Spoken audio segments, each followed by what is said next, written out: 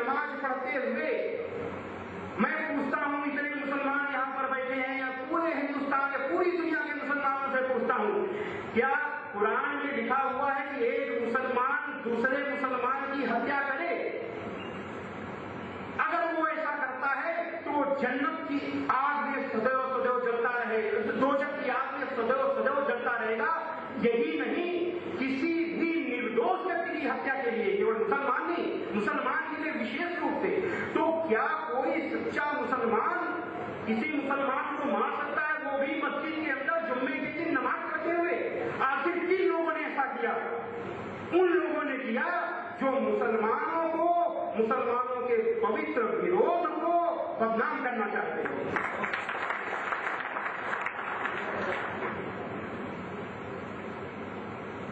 श्रीमद् भगवद गीता का प्रसिद्ध श्लोक कर्मण्येवाधिकारस्ते मा फलेषु कदाचन, इसका अगर व्यवहारिक रूप मैंने कहीं देखा है तो इस्लाम में देखा है। जो चीज मैं बता रहा हूं हमारे जो हिंदू भाई हैं वो प्रत्यक्ष वो देखे होंगे, मैं आगे बता रहा हूं। एक मुसलमान ही व्यवहारिक रूप से परोपकार का कार्य करता है तो वह उसके लिए सोचता है कि यह कार्य उसने नहीं किया, अल्लाह ने किया है, ठीक है, वो मुसलमान सोचता है। और अपने द्वारा किए गए परोपकार के लिए वो न तो घमंड करता है और न ही उसके बदले कोई कामना। ये बिल्कुल सत्य है। ये मेरा अनुभव तब का है जब मैं मुसलमानों का विरोध करता था, तब मैं ये मुसलमानों की अच्छाइयां बताता था। ये तब का मेरा अनुभव है जो आज भी चला।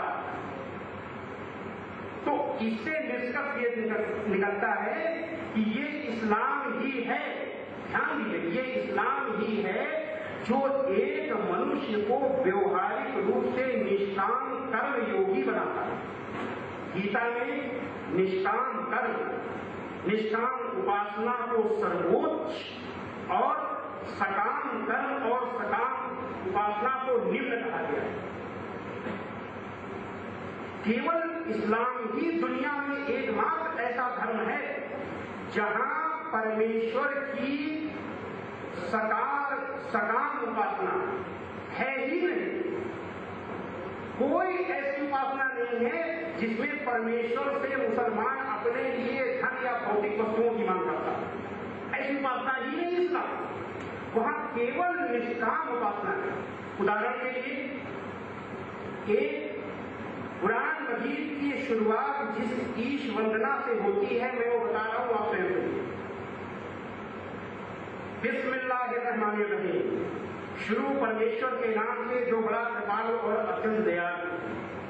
अल्हम्दुलिल्लाह रब्बिल आलमीन, सब तरह की बड़ाई अल्लाह ही के लिए है जो सारे संसार का स्वामी व पालन करता है। अर्रहमानिर्रहीम, बड़ा कृपाल अत्यंत दयालु। मालिक यौमिद्दीन, न्याय के दिन का हाकिम। इय्याक नअबुदु व इय्याक नस्तईन, ऐ परमेश्वर हम तेरी ही वंदना करते हैं और तुझी से मदद मांगते हैं। इहदिना सिरातल मुस्तकीम, हमें सीधे रास्ते पर चला। मांग क्या है? हमें सीधे रास्ते पर चला। सिरातल लजीन अनअमता अलैहिम, उन लोगों के रास्ते पर जो तेरे कृपा पात्र हुए। गैर मग़दूब अलैहिम वलद्दालीन, न कि उनके रास्ते पर जो तेरे क्रोध के भागी हुए और बदतर। तो ये इस उपासना में आपने, इस वंदना में देखा कि इसमें अपने लिए कोई मांग नहीं, सदाचार में चलने की मांग है, केवल सदाचार। ये है निष्काम उपासना। एक मैंने यहां सबने देखा है तो कुछ जाहिर है, एक मुसलमान बिना आलस, ये अच्छाइयां बताना जरूरी है क्योंकि ये अच्छाइयां मुसलमान में अपने आप नहीं आई, ये इस्लाम की देन है। ये अच्छाइयां मुसलमान की नहीं है।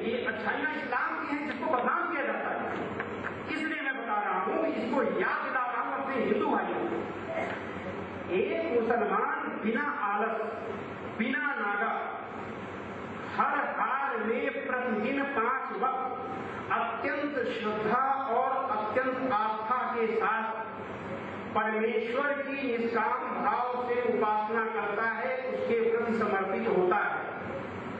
परमेश्वर के प्रति निष्काम भाव से ऐसा समर्पण और कहीं नहीं, मैंने तो कहीं नहीं देखा। और देखने की क्या बात है, प्रत्यक्ष है। कोई बताए ऐसा समर्पण कहां है कि प्रतिदिन 5 वक्त, वो चाहे ट्रेन में हो, चाहे हवाई जहाज में हो, चाहे वो जंगल में हो, नमाज का वक्त हुआ किसी भी तरह उसको पढ़ना, चाहे लगे नहीं वहां पर कुछ भी परिस्थिति, क्या पानी बरसाओ, बोले गिर रहे हो, लेकिन उसको छोड़ना नहीं ना, हर हाल में। तो ये समर्पण है उस परमेश्वर के प्रति और निष्काम भाव, जो मैंने भी सूरा फातिहा ईश वंदना सुनाई थी, नमाज में वही ईश वंदना, और मैंने बताया कि निष्काम उपासना है, तो उसी निष्काम उपासना 5 वक्त कुछ नहीं मांगता, अल्लाह से भय खा करके, अल्लाह से डर करके, अल्लाह के प्रति को समर्पित करता है 5 वक्त।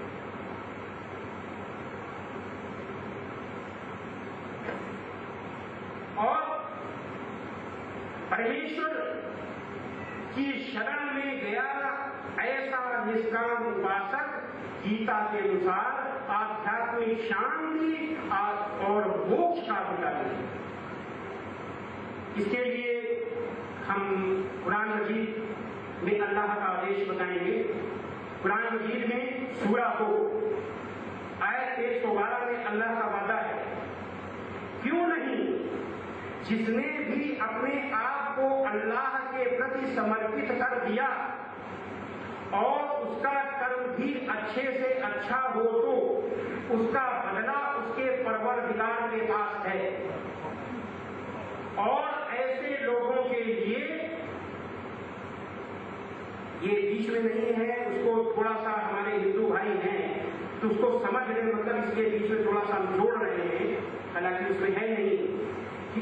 और ऐसे लोगों के लिए जो जोड़ रहे हैं वो है क़यामत के दिन, न्याय के दिन, जिस दिन न्याय होगा मृत्यु के बाद, उस दिन ये अलग, ये बीच में जोड़ा गया है, मतलब पूरा करने के लिए। ना तो कोई भय होगा और न वे शोकाकुल होंगे। ऐसे लोग गीता में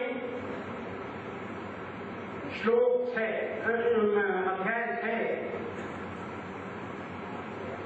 श्लोक 15 में है, शांतिम निर्वाण परमाम मत संस्थान अधिगच्छति।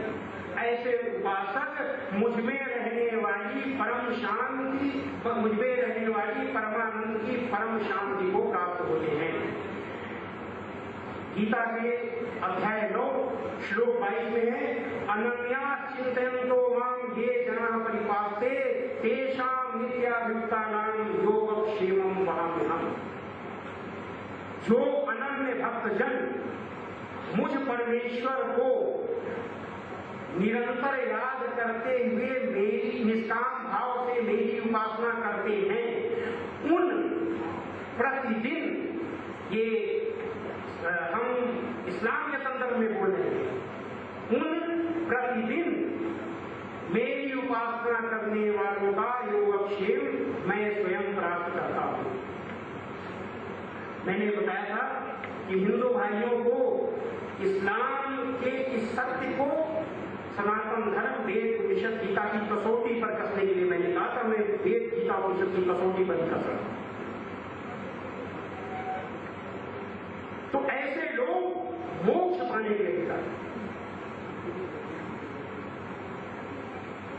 पहले मैं सोचता था कि इस्लाम में केवल जन्नत है, यानी कि केवल स्वर्ग, वहां मोक्ष की कल्पना ही नहीं। एक मुसलमान जानता ही नहीं मोक्ष क्या होता, उसका मतलब ही नहीं जानते हो।